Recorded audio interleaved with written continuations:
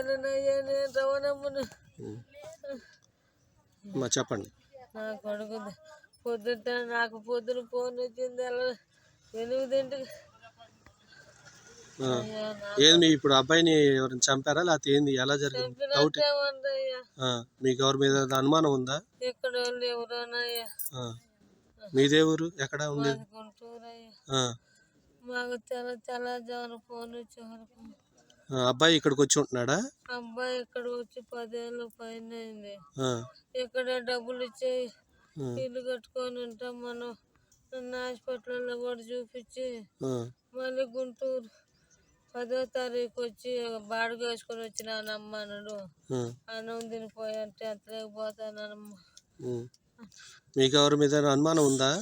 మా అక్కడ అందరూ మంచోడు, మాకు పగలు మరి ఇప్పుడు ఎవరు చంపారని డౌట్? ఇక్కడ ఎవరు పుణ్యం కట్టుకున్నారు. ఇంకొక అమ్మాయి ఎవరు వచ్చింది, రెండో భార్యని అంటుంది. ఎవరు? చూడలేదు, నాకు అసలు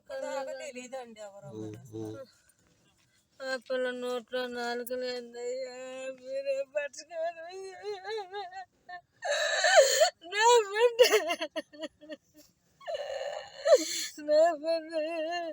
ఏడున్నా బాగుండాలి.